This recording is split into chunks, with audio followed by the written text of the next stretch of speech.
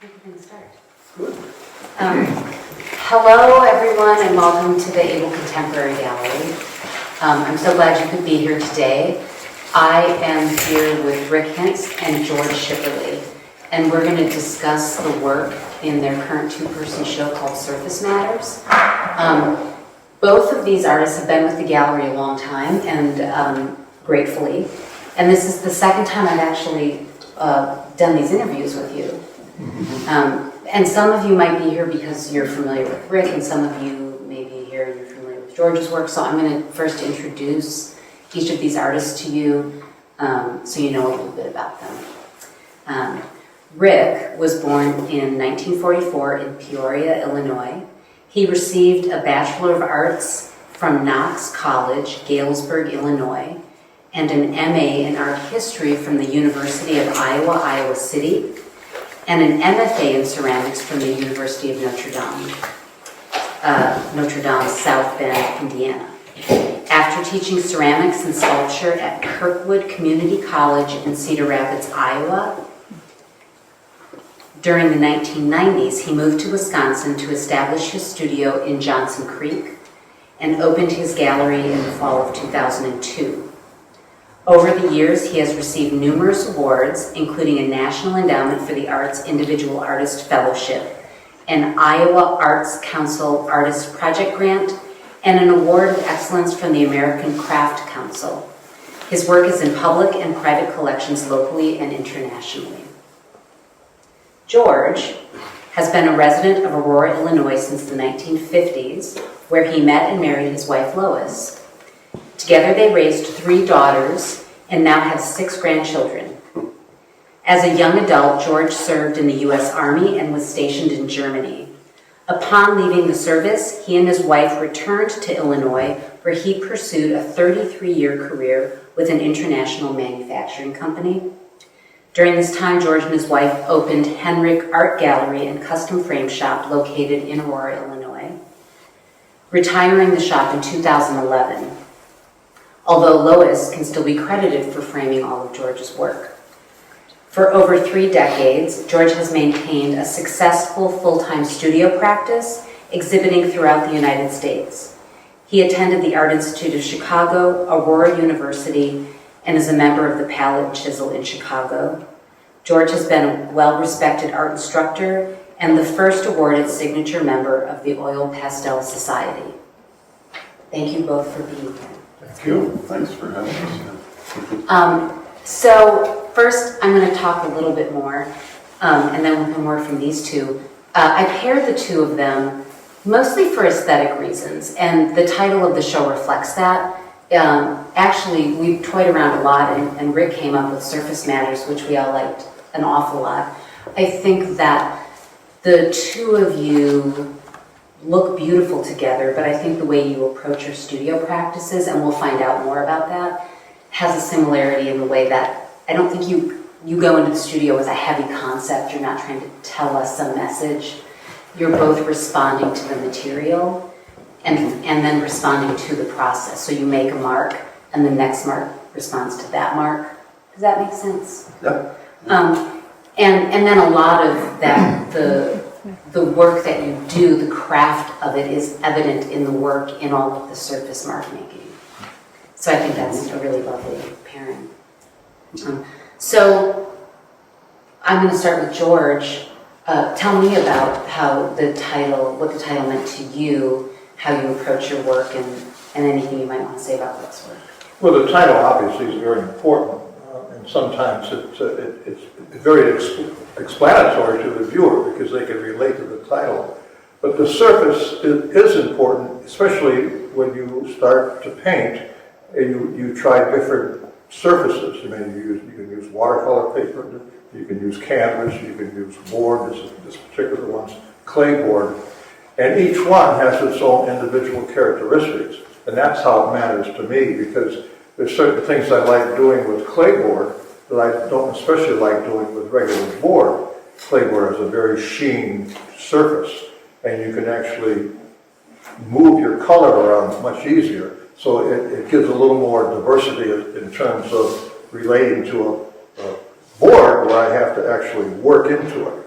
And so I think for that reason the title was very befitting. One of the techniques that I do is, you can see that it almost looks like an etching if you look at this one here. And I've had many people over the years ask me where I get these lines.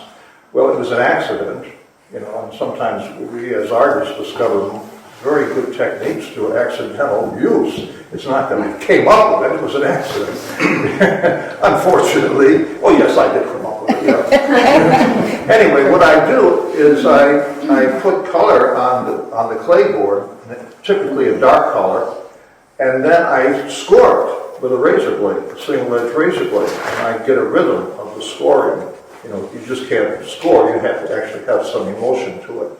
And then when I think I've got enough scratching, if you will, I remove the color. I wipe it off either with a medium or with a rag, and the lines stay there. It's kind of like an etching process, if you will. Yeah. And I discovered that when I was trying to scrape something off, that I don't do sketches. Unfortunately, that's probably what you should do, but I never have. And so I do a lot of the sketching just on the board. And so this was one time that I'd done a sketch, and this isn't going to work, and I scraped it off, and I discovered I had these lines, these etchings. And I said, oh my gosh, I can use those. And that's how it came about. Yeah. Do you feel like, so the way that you work, so much like George was saying, you work on two different kinds of boards. I realize as I'm looking at George and I'm looking at your work, you have some pieces that have a lot of texture like these behind us, but there's also some pieces that are really smooth and shiny, and so you're working in a couple different ways. But do you feel like the work that you developed, was there anything serendipitous to the way that your surface comes about, or is it? Well, tell us about how you make it. Well, I've always thought of I suppose for me, I think the form is probably paramount, but it's not going to really work unless it's got a surface that means something. And I think what I find most interesting about the surface is it kind of reveals, at least with clay, and I think with George's, it reveals actions that have been taken with the material. And it can give a clue to someone who's looking at it as to how it was made. Even with clay, I mean, what I sense is you can sense the pressure with which a mark was made, maybe, or the speed. And it also then that reveals the material also. And then I think to the difference you were kind of pointing out, the glaze, the pots that have glaze, kind of a glassy coating on them, end up a lot different than the ones that are kind of matte finish. Right. And it seems like the matte finishes really speak more of the clay and kind of emphasize those marks, because I do a lot of staining of the piece before I put the final coating of slip on it, and the staining is what helps bring out the color of the marks. So it reveals the marks. So if people don't know, what is slip? And how is slip different than glaze? Yeah, well, okay. Well, it's you can take window glass. Glazes are mainly glass, but in clay, you can grind up window glass or any glass and mix it with water and put it on a pot, and it will melt into a glaze. But it's very runny. And what you don't want with pottery is for your glazes to run down the sides and stick the pot to the shelf.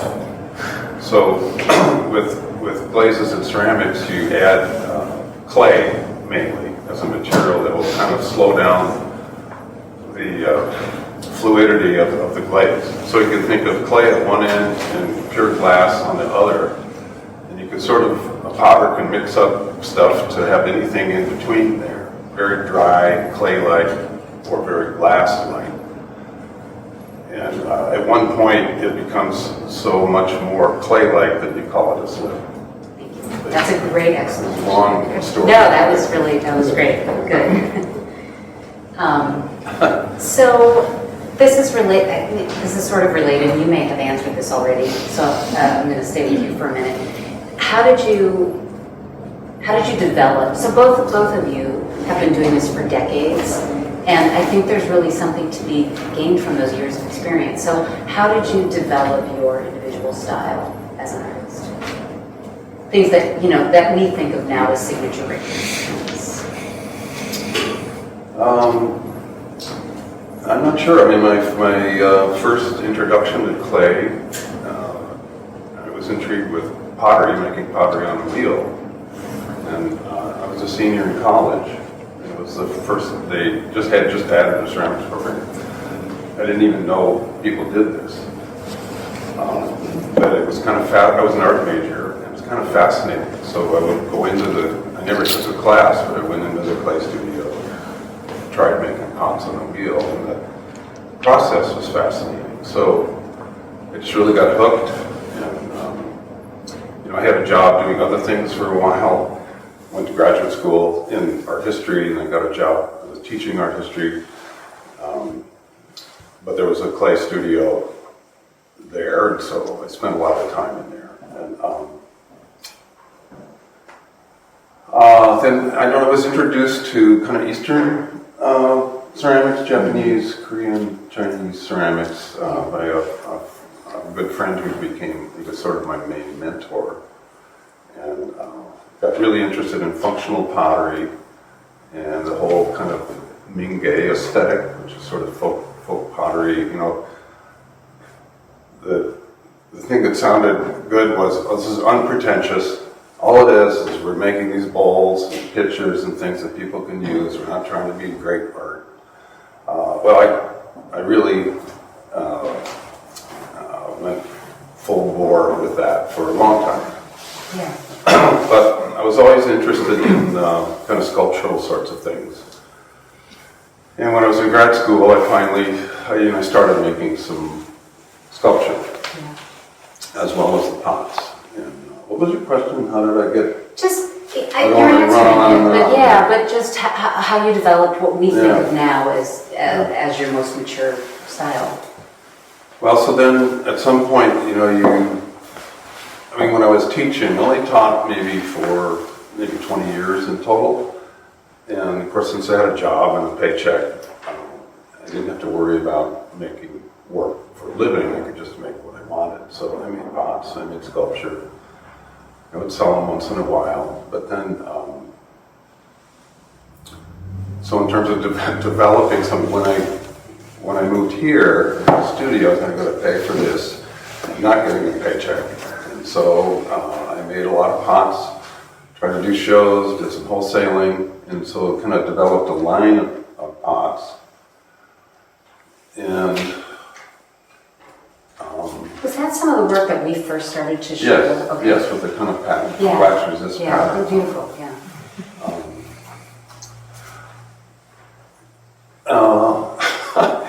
So I don't know, just moving forward a little bit, so this isn't too long, is that eventually I was getting older, and around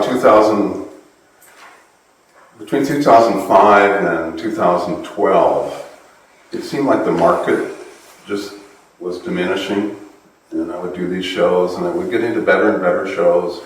And one year I did, 4 or 5 of some of the best shows in the country.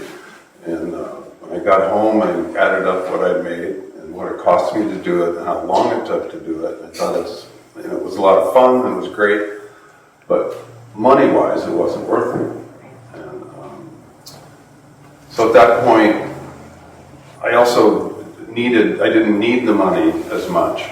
My wife had a full-time job for a while. And then I was old enough that I got on Social Security at some point. So I could kind of relax and really basically just make what I wanted. Social Security, the new NEA. If we still get that. But, in 2009, I think it was, I wanted to go back and make some of these large sculptures that I'd made, that you had for a while. Yeah. And I started a couple, and they had just a little bit of frustration with them, some of these started to warp.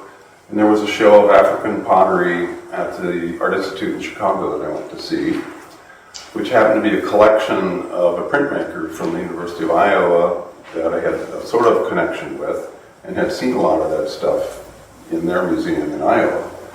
But I was just blown away by this show. And I thought, I'm just going to go back to the studio and just make some big round coil pots. And so that's where making this sort of thing started around 2009. And, so I do that, and then I make sort of the kind of functional pots I was making way back when. Yeah. But more recently, I've kind of been interested in two kind of diversion. Then I have freedom to do this, of course. Yeah. I've always been interested in the, back to the surface, the kind of rhythms and textures and things that show up on the outsides of wheel-thrown pots, because they're really revealing of, the speed and pressures and things like that. And I've always thought of it like a short piece of music, where, let's say I'm going to make a tea bowl or mugs or whatever. I can make 10 of them roughly the same sort of size and roughly the same shape, but they're all different because of those marks that are on the surface. And it's like playing a piece of music over and over, and you can emphasize different things, and it's never quite the same each time. So, you sort of never stop being interested in doing that. Yeah. And so I still make those kinds of pots. Yeah. But when I was teaching, we did a thing called a 2-minute teapot. And so I'd have my students make all the parts for a teapot and put it together in 2 minutes, which is impossible. You make the pot, you got to make the spout, you got to make a handle and a lid. And you got to make them and then put them all together in 2 minutes. Is not very long. But people would manage to get it together, but of course it's wet clay, and when you pick it up it moves around and things like that. So there are all these kind of extraordinary visual and textural things that would happen with it, and so we sort of look at them later. And, some of the students would get turned on by that, and they would take something that happened and try to kind of develop it. Yeah. So one of the things I've been doing lately is making these kind of tall narrow pieces are actually made from like 3 or 4 small cylinders. And what's fun is you just make a cylinder, put it aside, you make another one, you put it on top of that one, and just do that. And what I like about it is that things happen with the shape and the surface that I don't have as much control over. Yeah. And things happen that it's just really interesting. And then when I put them together, I have to kind of turn the wheel and sort of make sure that the joint is good. And that makes its own marks. And anyway, they just sort of have this loosey-goosey posture or something that is different than if I made that in one piece. And I could, if I made it in one piece and tried to make it look like that, I don't think it would work very well. Right. So, and this is exactly the thing that I'm talking about, and I like that you said something about music, because I've talked to some people about how the two of you approach your work, and I've thought about music, I've thought about experimental, music where, I don't know, maybe jazz or something where you're just kind of riffing off what the other person has done, but in this case, you're the entire band. But what you were just talking about throwing this thing and accidents that happen, that's what you have with your work, because I feel like, George, you've told me, and tell us more about your practice, but tell me if I'm remembering this wrong, but I think you said sometimes you'll start a piece and it might be a landscape, but at the end it ends up and it's a floral or something completely different. Is that correct? Well, that's absolutely correct. I'm unconventional, I guess. I don't know in most cases what I'm going to do. With a few exceptions, the one over there with the manners, I specifically wanted to do that. But for the most part, I just take a board and I look at it for a while and I thought, well, I think I'll try a landscape. And sometimes you get these feedbacks, and it sounds crazy, but a painting would typically dictate to you, and you get the feedback. And I do like the music part of it because I listen to the music when I paint. Sometimes it's an interference, other times it kind of fits. And I think one of the pieces I call rhythm, and I think that might have part of the title is rhythm, because it's rhythmic. When I'm doing these lines, I get a rhythm going. And it may be for a landscape, and I'll get halfway through it. And I don't mind telling you, and it doesn't bother me, that I say this isn't going to work, and I just scrape it off and I try something else. The beauty of it is when you scrape off pastel or oil pastel, either one, you have a residue. And sometimes the residue is just magnificent, you know, and you just take it from there. And sometimes, I think in this particular piece, that's what happened. I had these linear things going on, and as I was scraping it off, I could see this still life developing, and then I just run with it. But I leave it open because I don't like to be restricted. You know, whenever I get restricted as an artist, I don't do good work. I just like to have the freedom of doing it. And it's exciting for me. And my wife says you shouldn't tell people this. It's the truth. and as far as the style is concerned, that was an interesting question, I thought. You evolve. I mean, even unbeknownst to yourself, you evolve because you can see some of my work is going very abstract, and some of it still tends to be traditional. And it's only because you're constantly experimenting. When I was teaching for so many years, I would tell the artists, experiment. You even try different mediums. Don't just work with oil pastel or with pastel, but experiment. Because it's through those experimental processes that you learn so much. And lots of times it's just, it's an awakening. And you have to leave yourself open for these wonderful feedbacks that you get. And I know it sounds nuts, but maybe I'm a little nuts. Did you always approach your work that way? So when you were first building your studio practice, when you were younger, did you have a sense, did you have a confidence right away that you should just let the work become what it became, or were you trying to control it more? And how did you gain that confidence? I didn't have the confidence, and it's kind of a funny story, and I'll just take a few minutes. I really didn't have an interest in art until I was in high school. You know, as kids, you know, we all have interest in art. Everybody's drawing, and you say to your grandchildren, "Oh my gosh, you're so good," you know. But I was living in Sault Ste. Marie, Michigan at the time, and I think I was 14 or 15 years old, and a family that I've known all my life invited me to come and stay with them, and I could go to high school in Aurora, Illinois. And I was not a very good student, you know, academically. I just didn't have an interest in it. Not a good thing.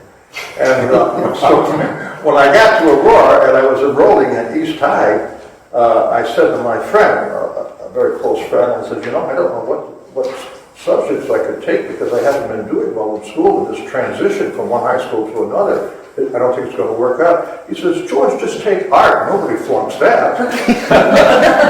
And I thought to myself, art. And I said, oh, okay.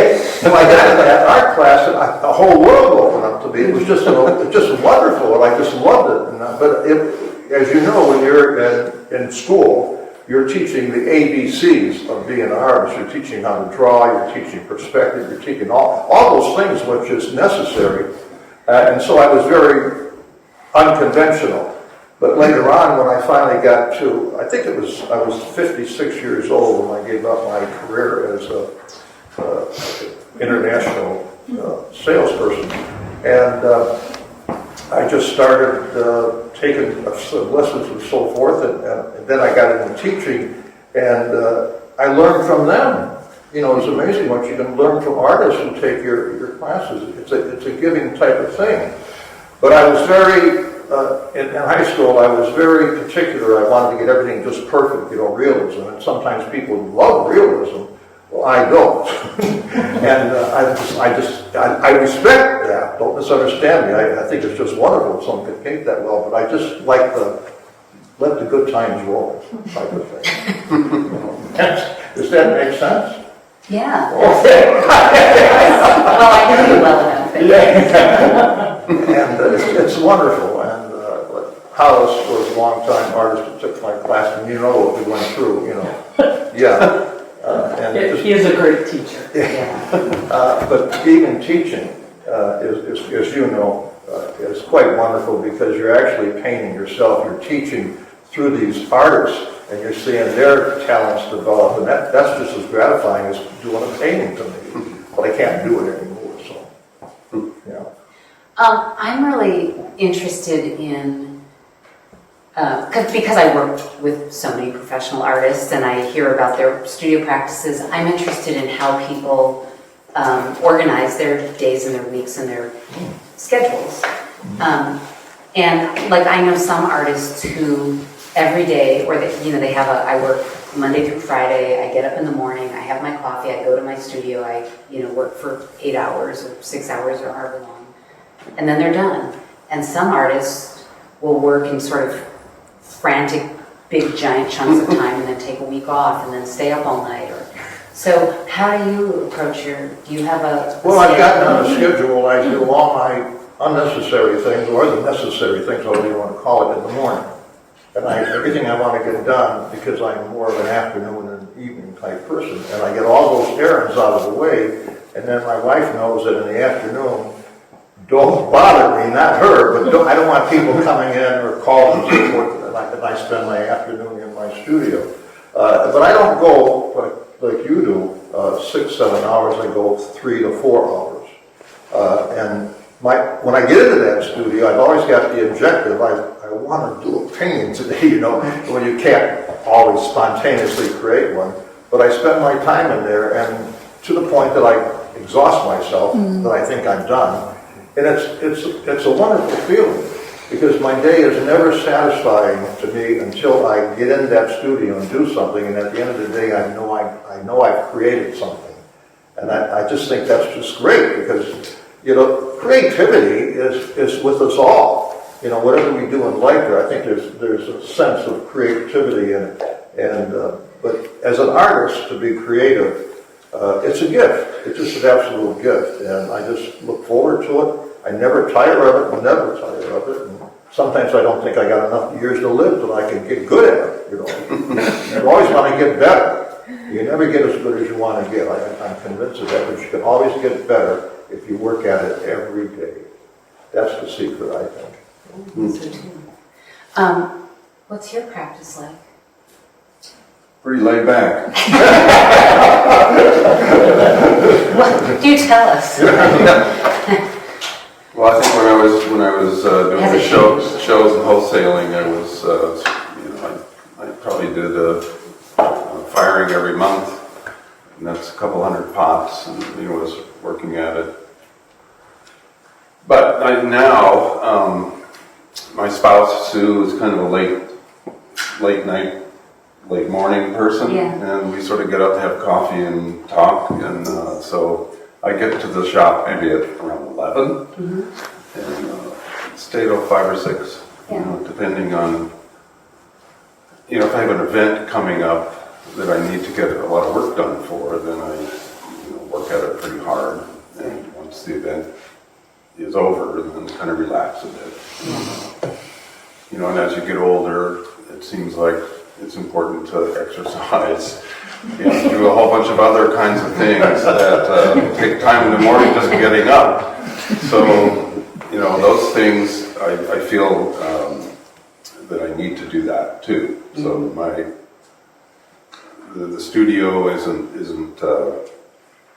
it's not first and foremost, like I got to get there and get this done today. Right. Yeah. Unless there's some event where there's more pressure. Yeah. Do you go in the studio and think, do you know sort of like this week or a chunk of time that you're going to be wheel throwing or hand building, or do you just go in the studio and think, I'm going to do whatever I want today? No, it kind of vacillates between the two, and the coil pots I make very slowly, and because the clay is soft, you build up a little bit, and then you have to wait for that to dry to be harder, so you can add more clay. And so I can work on some coil pots while I'm doing other things, because I'll put a couple of coils on, and then I got to let them sit there, so I'll go off and make some pots. So there's a practical aspect too. But I don't know, kind of but lately making, we have this sort of thing, well, okay, this event's coming up. Since I'm a potter and I have functional pots, I have mugs and bowls and plates and things like that. Well, okay, I need some more mugs, so there'll be that kind of little thing on my shoulder saying, gotta make some mugs. Teresa wants jars. Yeah, right. So we'll do that. But, that's sort of minor in terms of the impetus to make a certain thing. And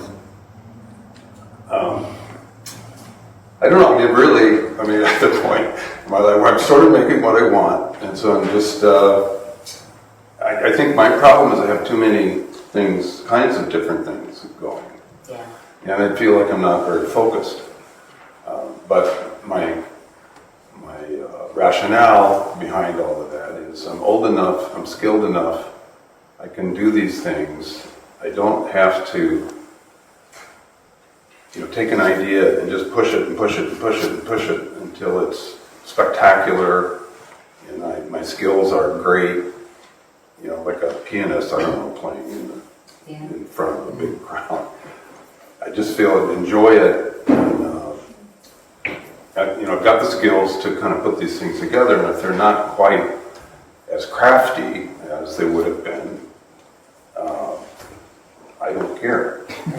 And part of that, and actually with some of these pots where I've been sort of cutting and putting things together, leaving some of the marks that are the result of, at first I was thinking that's poor craftsmanship. Well, I like the way it looks, so just leave it. Yeah. Well, I'm just going to interject that I think both of you do pretty spectacular stuff.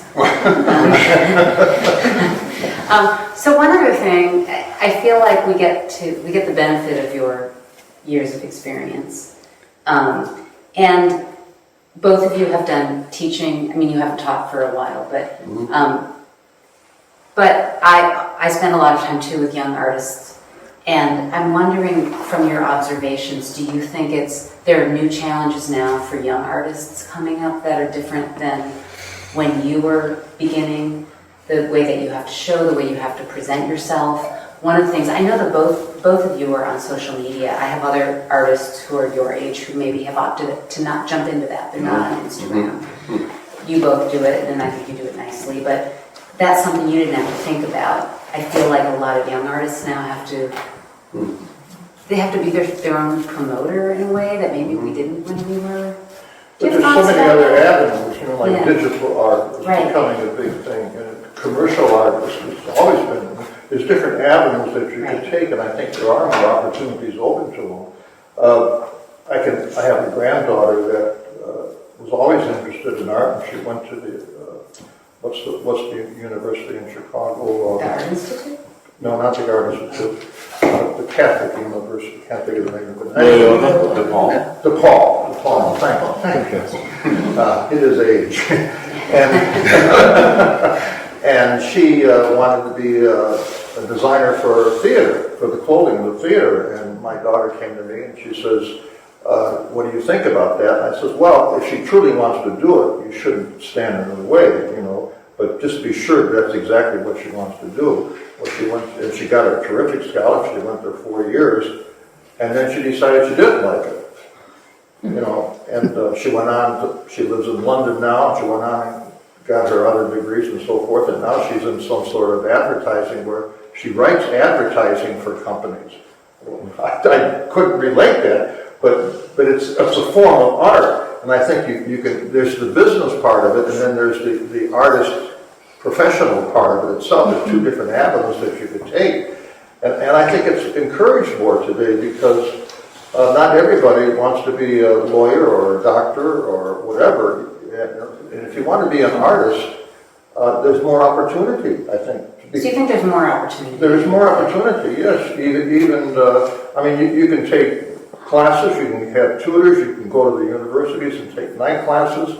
But the key is to be sure that this is what you want to do, because it takes dedication like anything.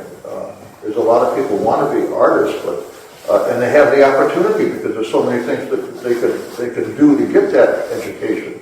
But you really have to want to do it. And I think even when I was growing up, that it's the desire to do that. You find a way. I mean, how many times do we hear somebody that grew up in a poor neighborhood and becomes a doctor, because of the perseverance? Isn't that a good part of it? That you feel like this is something I have to do. But I do think there's more opportunity today for artists. The one thing that has gone by is the illustrations. I had a teacher that worked for the newspapers in Chicago and companies, and all their advertising material was done by the artists. Today they just computerize it, and that just wiped that profession out. But no, I think there's a lot of opportunity for us. Just go out and find it and do it. It's perseverance, I think, What do you have thoughts about? It doesn't have to be exactly what George was just talking about with opportunity, but do you think that there's different challenges, or do you think it's different Well, now than it was? it was so long ago when I got started that, like I said, I didn't even know that people did this, when I was in college. Right. And so now I see that, and I really was sort of self-taught for quite a while, but now it seems like there's so many opportunities I'm speaking about clay mainly because that's what I know. Right. Programs in colleges, but also craft centers where people can go and do a residency.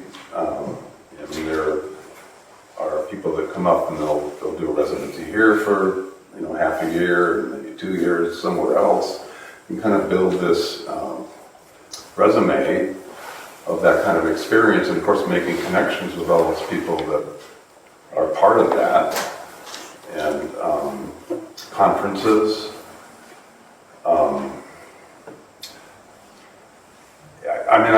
When I look at what people post on Instagram and Facebook, I'm just amazed. How crazy good these young people are, and the things that they're making, and holy cow! Starting off sort of learning this by yourself, a little bit here, a little bit there, it was so different from this, and it seems like, wow, they've got all this information and skills right from the beginning, and right. Even starting probably in high school, they have good programs. Yeah, and I think, so that's different. That's different, and I think that because I think sometimes when I talk to young people, I'm also impressed. I think when I was their age, I didn't know the things they know about the business of art, or a whole bunch of things like that, or lots of opportunities. And I didn't know if there's just from my own upbringing, not having artists in the family, or being guided in any way. But I think that also, if you, no matter where you live, you can be connected on social media, and you create this other community, and somebody's going to tell you, hey, you should apply to go to Haystack, or the Red Lodge Play Center, or these other opportunities, and so you can figure But there's something out. also scholarships. Right. There's more and more scholarships that are available all over the place. Even through your parents' place of work, you can get them for their kids. I don't think that existed when I was growing up. We were not that fortunate, but there's money out there to help you with your education. I don't know how easy it is to make it that way. Right. I don't know what the market really is, there's so many people. You go to the NCCA conference, which is the National Clay Conference for people. There's 5,000 people there, all doing clay. A lot of them students. Okay, what's going to happen to all of those folks? Right. Well, and this is the thing too, is I think because, it's like with everything, you have all that information. That's a lot of pressure though too. And then when everybody is doing that, I think that it just ramps up this thing that you're supposed to be performing at a certain level. I think it's also probably really And it's also a challenge, I think, because you get into the art world and you're not necessarily going to be able to make a living. Both of us had that experience. For a number of years I had to work because I knew I couldn't make a living at it. And so I get back to the perseverance. You got to make that breakthrough so you can devote all your time to it. But I think that's very important, that if you're going into it thinking you're going to become a multi-millionaire, I got news for you. Like you, I told my wife when I took my early retirement, I said, I'm going to take this early retirement goal, so our kids are grown, and this is the time you will have to keep working going. And she's, okay. Not exactly. She did have the gallery at the time, so I said, you have to keep working, and it worked out well. I mean, it was a very successful thing. Fortunately, I met Teresa, and she was kind enough to take me in, and there you get into a lot of other avenues that are opportunities that come along your way, you know. And I'm grateful for her. I think the perseverance is Perseverance. It's really important. I mean, Yes, if it it's is. something you really want to do, Yeah. just keep And at if it. you run out of Keep it- trying in one way or another. And if you run out of it, you know it wasn't for you, because as an artist, it's a lifelong passion. It's just a lifelong passion. You never run out of it. That's the gift, I think. I don't know how to do anything else, but I can do that. There is that at a certain point, you're like, okay, I guess I made my head, now I can go do anything else. All I can do is make art, and never sales. I guess I'm going to go with it, yeah. Well, I think this is a good place to open it up for questions from the audience. Dan? I want to ask you about the materials you use. I think your pastel brand actually is part of what I want to know. Where do you get these colors? Mine aren't like that. But also, your surface and when you put down those lines and you erase, how do you do that? What do you use? Do you use water? Do you use medium? Well, I use a medium. Okay. There's one it's jammed and it's called solvent-free. And I use that a lot, and it comes both in like a Vaseline form or liquid form, and I use that a lot. Okay. And then So you put it on red and white, the surface, is that what you do with it? I use it to blend the color. Okay. So that once I get like you're specifically talking about the lines, I will put the color on, and then I'll spread it out with that. And there's two things that happens. One thing is that gets right into the groove. Secondly, it's not as costly because you're not using a lot of. Have you priced art supplies lately? Oh my gosh. The artists are all looking like, see you out there. But that's what I do, and then that kind of gets me started. But the other thing that I heard, I had a tutor for a number of years, and she had a tutor for a number of years, and his name was Carl Kraft, and he was a world-known artist, happened to live in Oak Park in Chicago, and she was his next-door neighbor. And he taught her for a number of years, and he said, when you paint like a millionaire. Well, you think about that, and I didn't quite understand what she was saying, telling me at first, but she said, you don't spare the money when you're buying art supplies, you buy the very best. Because what happens, I have found, is that an inferior pastel will not do what you are capable of doing. And so you must buy the very best. And when you do that, yes, it's expensive, there's no doubt about it, but you get wonderful effects.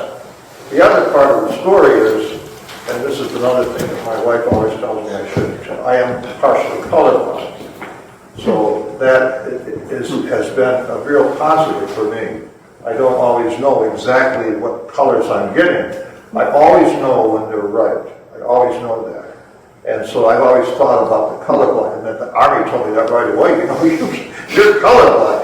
And I said, oh, because I did have trouble, but it absolutely is a plus. Sometimes our very imperfections are the positives in our life. And so it worked out well. Did that answer your question? Well, I did want to ask also about your support.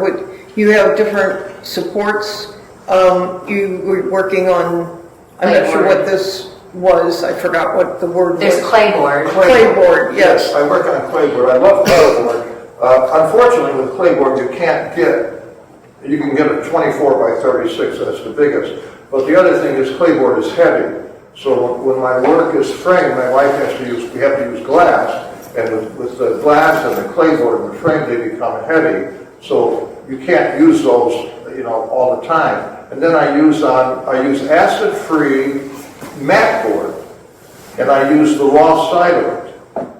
And I found that to be just exquisite.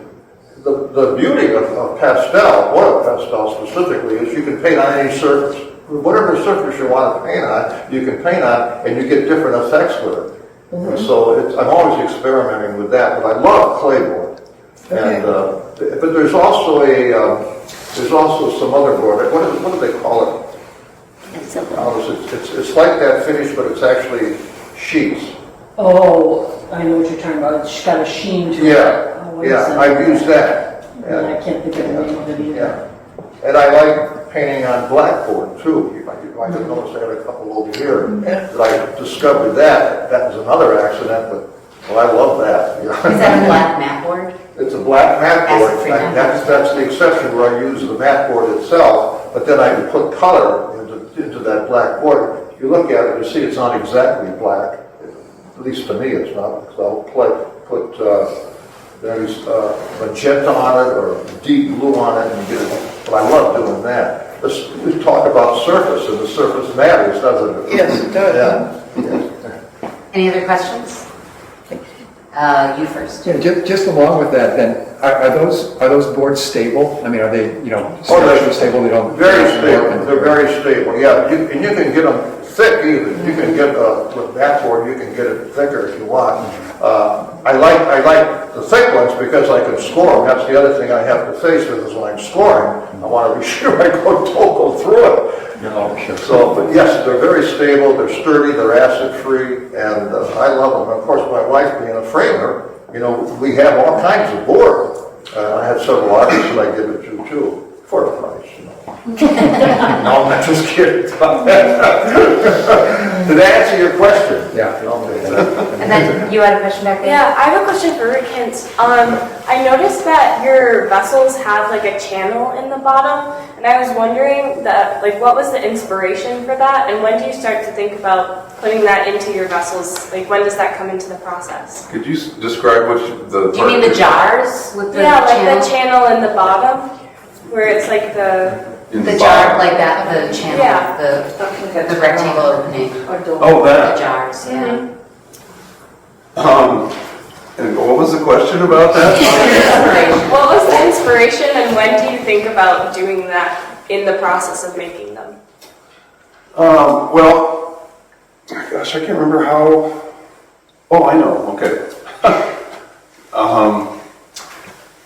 In 2015, Sue and I went to a big bell museum in Beijing, and so with all these Chinese bells, great big bells that were like bigger than that even for us, but there were some little tiny ones, and they were basically a handle and a little dome that came down, and then it was cut, and there was kind of two sides, kind of like two petals of a flower or something like that.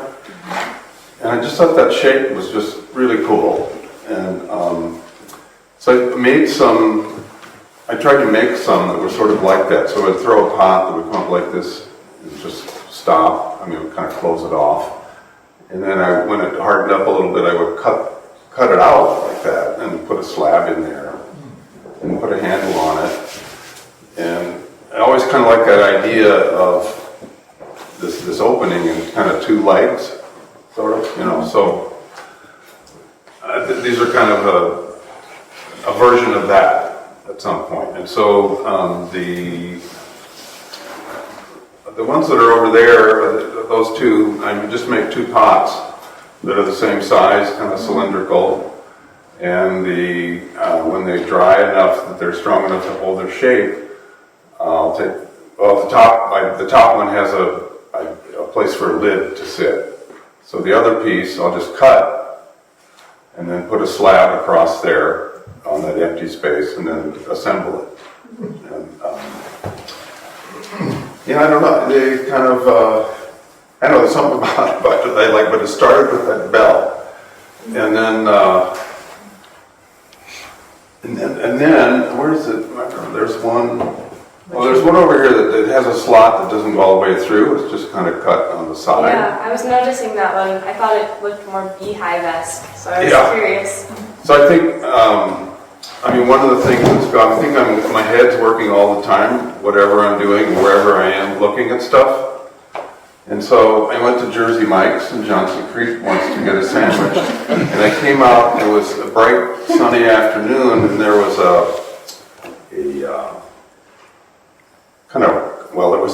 drainage ditch, and then kind of a concrete thing, and then this metal cover over kind of a strainer for any stuff that would come through there. And it was rusty metal. It was kind of shaped like this, and it had these little struts that came out from the side.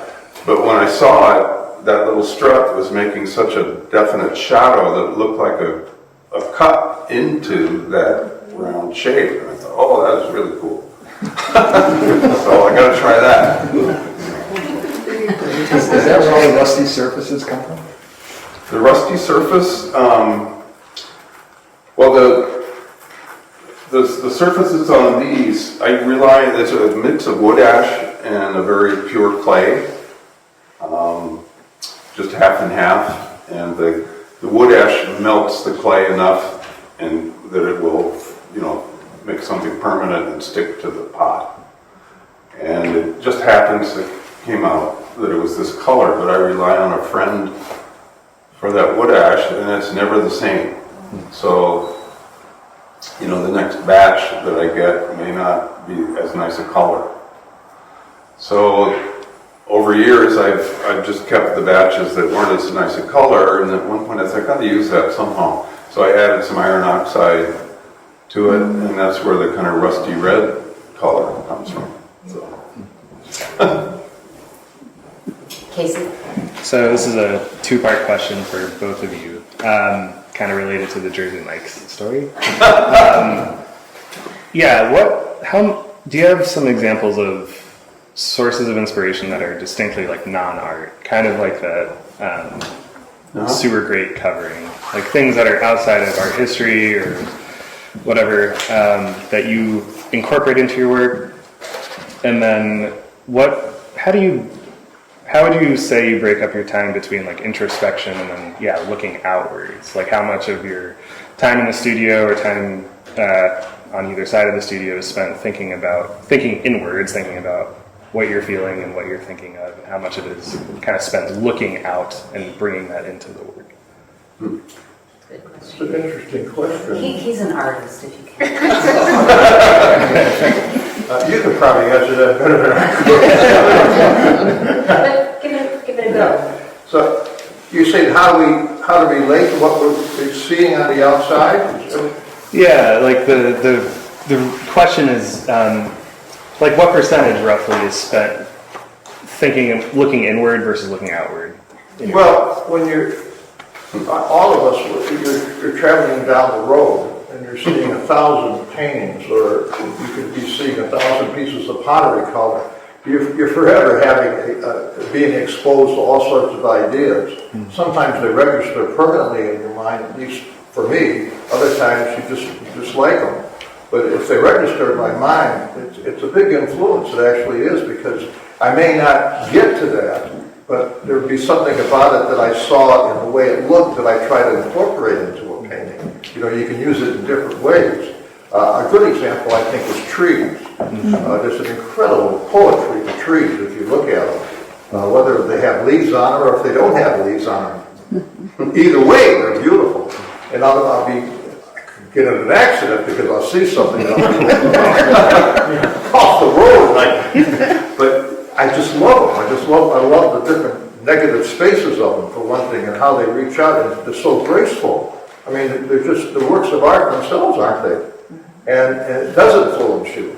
And when you get to the easel as a painter, it registers in my mind, and I can actually feel some of that. When I was teaching, I always told my students, when you see a tree or you see a group of flowers, when you start to paint them, start from the bottom and then go right on up with your hand, and you'll feel that sensation of what you experience.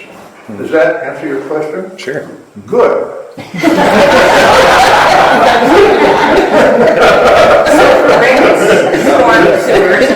Yeah, right. How much time do you spend being outward and how much time do you spend being inward? I don't know, but I don't know, half and half. I don't know. I mean, I think that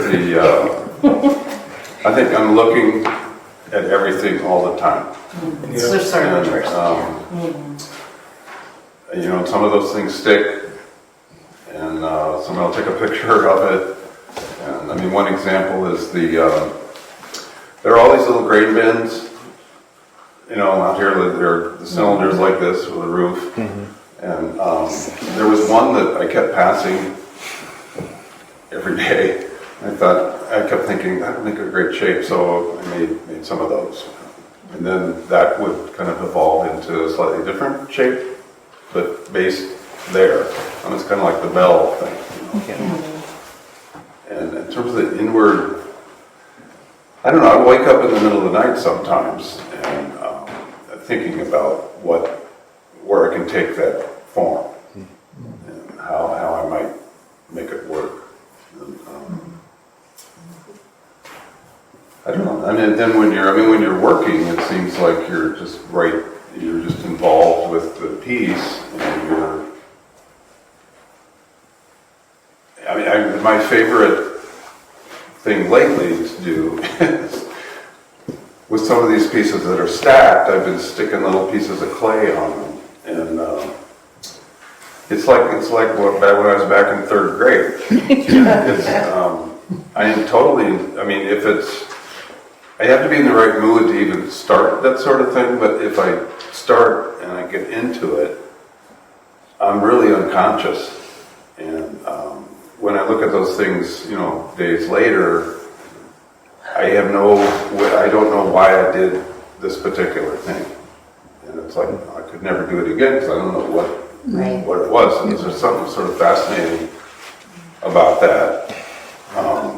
That you're involved, you're in it, you're contained in it so much. I suppose it's like playing a piece of music that you are with it the whole time. You know, I've often thought that, sort of based on this idea of this and the inward part of it, as an artist, no matter how tight your work is, even if you're someone making decisions and you paint very realistically, or if you're like the two of you who are, I think, much more open to exploring whatever's happening, on any given day that you go into the studio and wherever you start upon what you're working on, if you had waited 24 hours, you could be going in a whole different direction.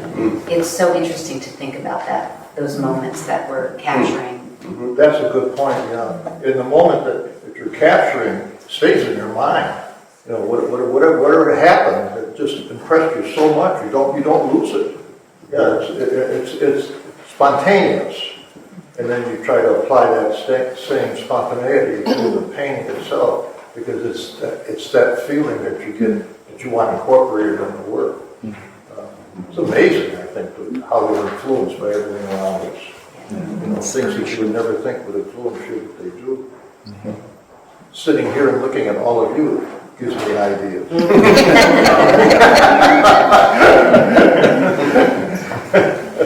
Yes. George, do you ever use the water-soluble oil pastels?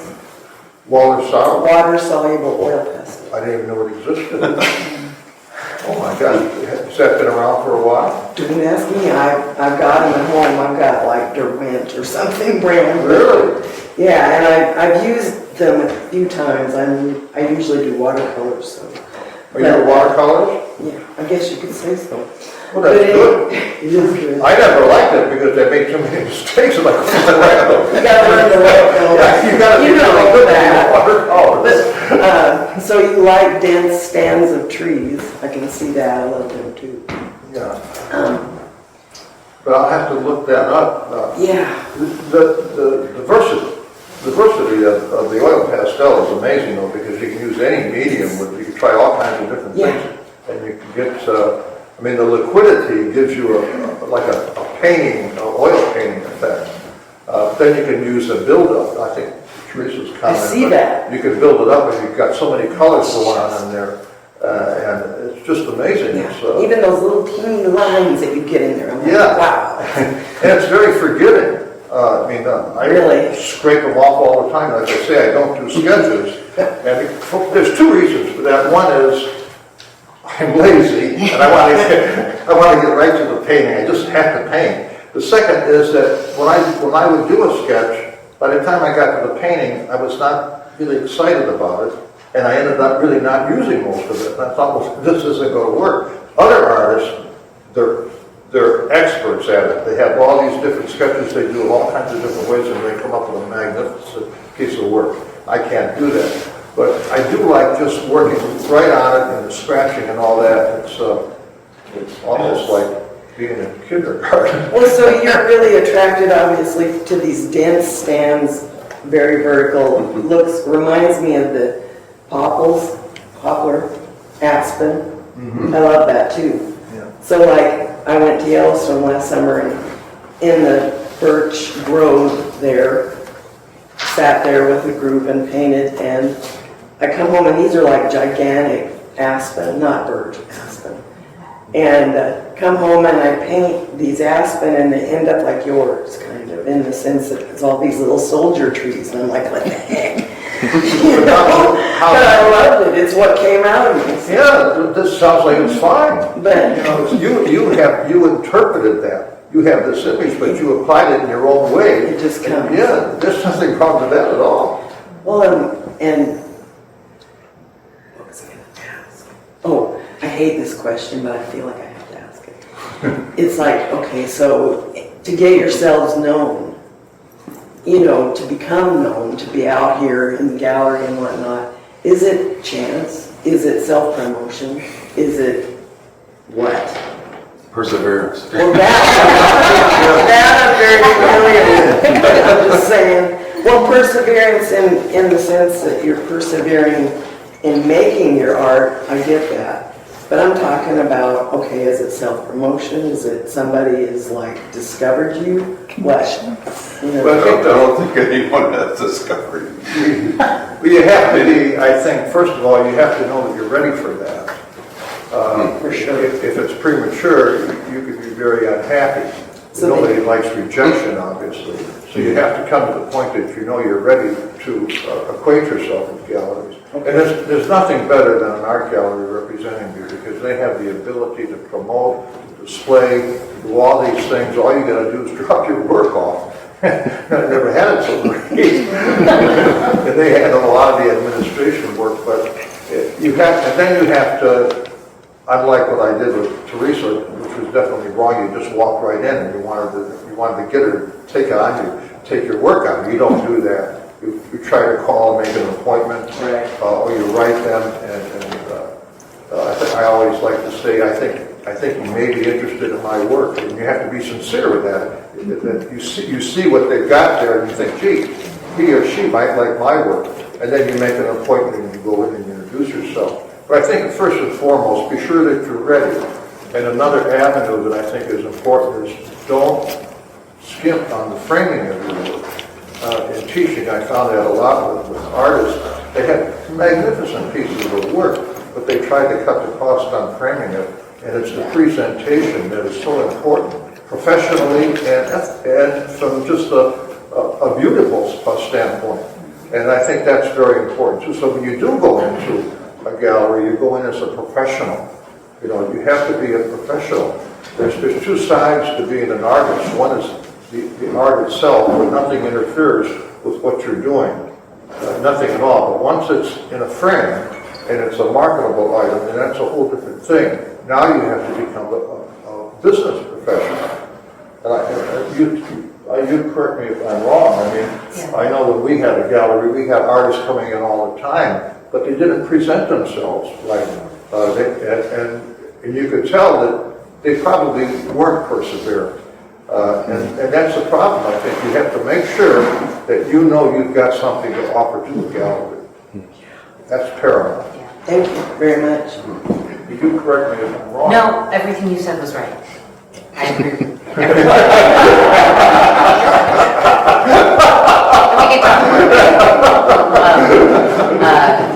It's a whole, like, it's more than we can get into. That could be a whole conversation. Yes. Question would be a whole hour-long thing, which is it's a great question, though. It is a great question, yeah. Any other last minute questions before we wrap up? All right, well, thank you, everybody, for being here. Thank you, Rick, and thank you, George.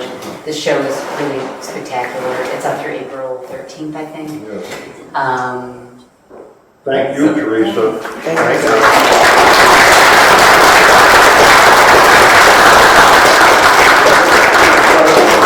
Top 10 galleries rated in the state of Wisconsin. It's in the top 10. I think these two might hang out for a little bit. Sure.